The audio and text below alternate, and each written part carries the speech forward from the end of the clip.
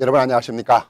한국의 한 언론인이 기고한 글에서 한국인에게 중요한 도덕적 위기는 북한의 인권 지옥이라고 했습니다. 우리의 동포들이 당하고 있는 인권이기도 하지만 인권이란 세계인에게 심각한 문제이기 때문이라고 지적했습니다. 중요한 지적이라고 생각합니다. 그러나 제가 한 가지 더 덧붙인다면 한국인에게 중요한 또 하나의 도덕적 위기는 일본의 역사 왜곡과 망언이라고 말하고 싶습니다.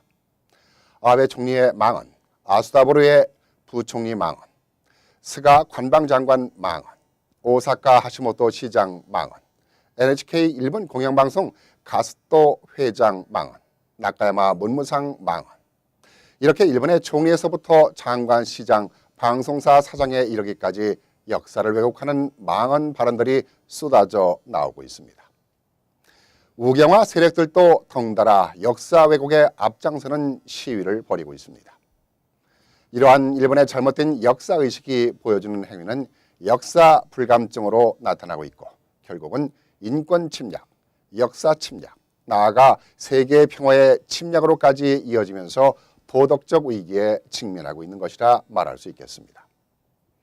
이들의 면면을 보면 위안부 문제를 비롯해 강제징용은 물론 2차 세계대전 당시 수많은 인명을 살상했습니다. 이러한 역사들은 세계 주요 언론들이 당시 사건을 모두 보도하기도 했습니다. 지난 3.1절을 맞아 뉴욕타임스도 당시 사건들을 상세히 보도했습니다. 간도 참변 사건과 수원 제암리 집단 학살 사건입니다. 간도 참변 사건은 지난 1920년 일본군이 독립군 토벌을 한다며 한국 동포들이 사는 마을을 습격을 해서 무려 3,600명을 집단 학살했습니다. 수원 제암리 학살 사건은 1919년 3.1 운동을 시작으로 독립만세를 외치던 수원 제암리 주민들을 총살했고 이들을 교회당으로 몰아넣어 불을 저지르고 교회당에서 나오는 주민들을 붙잡아 총검으로 찌르고 생매장까지 시켜서 잔악무도하게 학살을 저지른 사건입니다. 이처럼 입에 오르내리기도 끔찍한 만행을 저지르고도 일본이 위안부는 자발적이니 강제징용도 없었다느니 거짓말을 밥 먹듯이 하고 있습니다.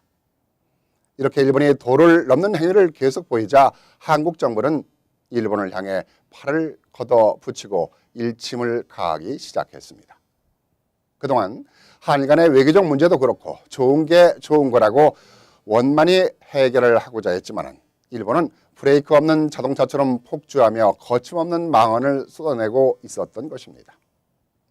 한국 정부는 한계를 넘은 일본의 행위에 외교부 장관이 제네바에서 열리는 유엔 인권이사회에서 일본군 위안부 문제를 직접 제기하는 등 초강수를 꺼내며 제동을 걸기 시작했습니다. 늦었지만 한국 정부의 적극적인 대응을 하면서 전공법을 선택한 것은 매우 잘한 일이라 생각합니다.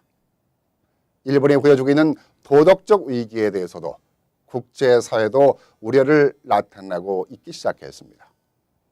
한국 정부는 일본을 국제사회로부터 고립될 수 있도록 강도를 높여 압박을 해야 할 것이라고 봅니다. 그래야 우리가 이 도덕적 위기를 벗어날 수 있을 거라고 생각을 합니다. 감사합니다.